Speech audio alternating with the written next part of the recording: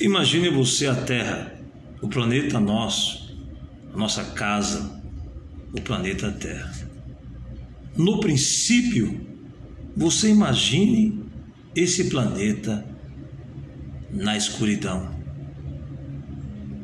Não tinha forma, estava vazia, e havia sobre o planeta Terra trevas. No abismo, trevas, e o planeta era só água. E diz a palavra de Deus no livro de Gênesis, capítulo 1, se você ler, eu creio que você deve já ter lido, é uma passagem muito conhecida, Gênesis capítulo de número 1 ao versículo 4, você vai observar como o nosso planeta era.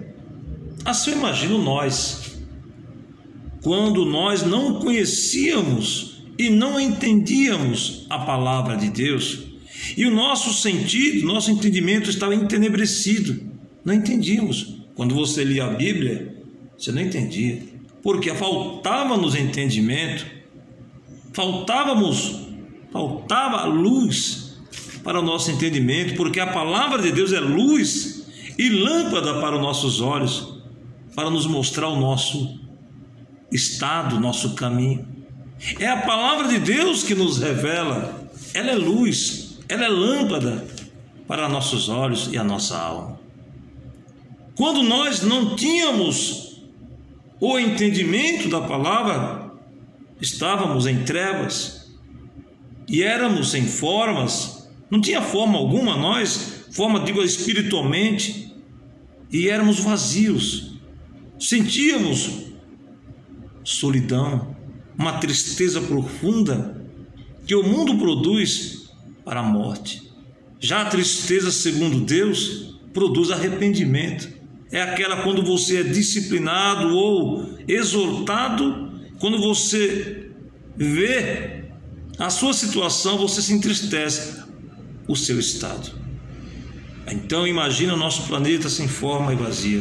A Terra era sem forma e vazia, como diz em Gênesis, segundo o escritor, segundo o autor, é dado a Moisés. E havia trevas sobre a face do abismo, e o Espírito de Deus se movia sobre a face das águas. Observe aqui que no princípio, quando Deus criou os céus e criou a terra, não havia luz. Mas mesmo assim, o Espírito de Deus, o Espírito Santo, estava ali, presente, se movendo sobre a face das águas. Na verdade, a terra era só água, não tinha forma, era só água. Imagine esse momento da terra. E o Espírito de Deus movia-se sobre a face das águas. E havia trevas sobre a face do abismo.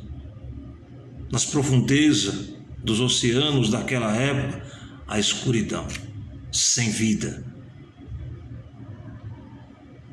Imagine você como era horrível.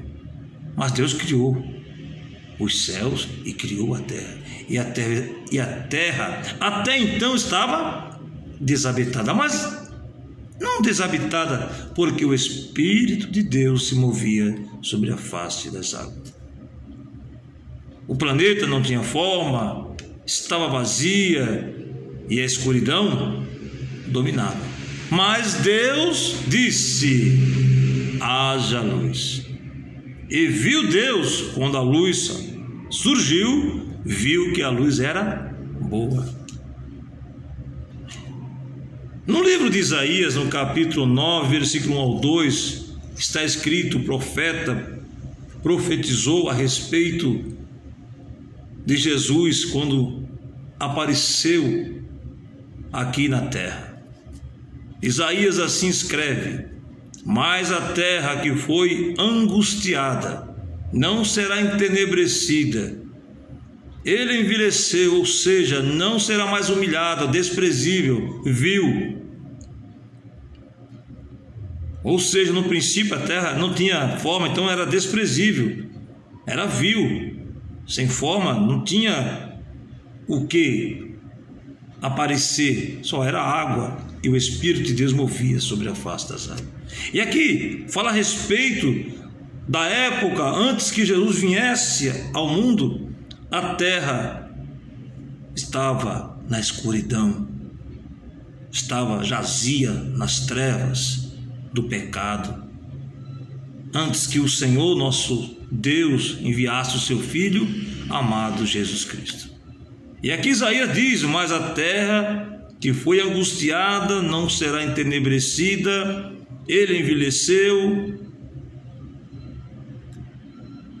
nos primeiros tempos, ou seja, o Senhor humilhou, deixou desprezível a terra de Zebulon e a terra de Naftali, mas nos últimos a enobreceu. Como? Quando Jesus veio, surgiu ao mundo. Enobreceu junto ao caminho do mar, além do Jordão, da Galileia, dos gentios. O povo que andava na época estava em trevas, viu uma grande luz. Quem? Jesus. E sobre os que habitavam na região da sombra da morte resplandeceu a luz, porque Deus é luz e o seu Filho é luz. E quando ele apareceu, viram a luz, e a luz é a razão da vida, é a razão de nós termos condições de poder enxergar e entender a vontade de Deus. Quando você não entende, quando nós não entendemos, porque o nosso entendimento está entenebrecido. Nós lemos, nós vemos, mas não entendemos. É porque nos falta esclarecimento, porque a palavra de Deus, ela é lâmpada para os nossos olhos e luz para o nosso caminho.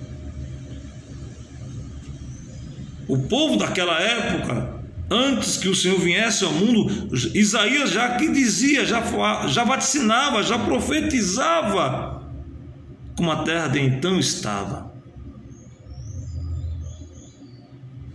E no princípio da criação, a terra era sem forma e vazia, e Deus assim criou a luz. Haja luz, e houve luz, e a luz era boa aos olhos de Deus, porque Deus é luz, e nele não há trevas alguma, como o apóstolo escreveu, o apóstolo João, a sua carta, a primeira epístola. Se você ler no capítulo 1, do versículo 1 ao 5, ou seja, do 5 ao 7 da primeira epístola, que Deus é luz, que nele não há trevas alguma. E quem está na luz tem entendimento, porque ele nos esclarece, nos revela a nossa condição espiritual. Eu não sei se você está desta forma. Que forma? De forma vazia, sem vida. Você não entende nada do que ocorre na sua vida, porque o adversário de nossas almas, o trabalho dele é fazer nós não entender. Quem tem Deus entende e consegue compreender. Mesmo com Deus, muitas vezes não entendemos, mas nós entenderemos na frente, lá na frente. Deus não quer ver você assim, sem forma, vazia ou vazio. Essa situação a qual você passa, você mesmo diz: não tenho alegria, não tenho paz, sinto uma solidão, um vazio. Não é verdade? Antes também sentia isso, aquele vazio. E para preencher esse vazio nós procuramos meios. Muitos procuram o cigarro, o álcool, as drogas, a prostituição, a companhia de alguém, mas não consegue preencher. Só há o preenchimento, só há a plenitude do enchimento da nossa vida quando nós nos entregamos de espírito, alma e corpo ao Senhor. E Ele, quando está em nós, nós temos vida, tudo faz sentido, a vida é diferente. A vida se torna agradável, porque a presença de Deus, olha, meu irmão, não podemos trocar por nada nesse mundo. E muitas vezes, os encantos deste mundo quer tirar o nosso foco. Achamos que tudo aqui é para sempre. Aqui tudo vai passar. É bom curtir a vida, sim, mas com Deus é bem melhor. É bem melhor estarmos em todo momento com Deus. Alguma vez, num certo momento, alguém me disse: você só fala de Deus. Eu vou falar de quê? Nós temos que falar de outras coisas? Temos. Mas nos dias de hoje, vou falar de quê? De política, que não traz nenhuma edificação? De futebol, que vai me trazer transtorno? Quantos aí procuram só focar nisto? E nisto não nos traz nenhuma edificação. Não digo para você deixar de assistir um jogo de futebol, de curtir. Sim, temos que curtir, aproveitar todos os momentos desta vida. Mas, primeiramente, que Deus esteja sempre ao nosso lado, conosco, em todo momento. Porque Ele diz: estarei convosco todos os dias, até a consumação do século. Sem Deus, não dá. Só com Ele, em nossas vidas. Ele quer habitar dentro de nós. Ele quer fazer de nós morada. Se você ler a palavra de Deus, você vai entender isso. No Evangelho de São João, se você ler a palavra, o Evangelho de São João, uma leitura muito conhecida. Quando Jesus, João 14, 23, abra sua Bíblia, se você puder ter aí a sua internet, no seu celular, você vai conferir isso. João 14, versículo 23, o próprio Senhor Jesus diz assim: Jesus respondeu e disse-lhe: se alguém me ama, guardará a minha palavra, e meu Pai o amará, e viremos para ele e faremos nele morada. Então eu sou a habitação de Deus, então você é a habitação de Deus. E Deus tem ciúme da gente. Deus não quer dividir a gente com o mundo. Quem ama o mundo não faz parte de Deus. Que mundo? Os prazeres carnais. Porque os prazeres carnais nos traz ilusões e sedução. E a carne, ela ama os prazeres da carne. Deus é luz e não há nele treva alguma. Deus quer que você tenha vida, e vida com abundância. Não é um elixir que você vai tomar e vai viver muitos anos aqui na terra. Você vai viver o tempo que for necessário, que Deus nos conceda. Mas quando fala em abundância, é da vida para a vida eterna com Ele. Aqui vai passar, lá é para todo sempre. É viver para sempre ao lado dele.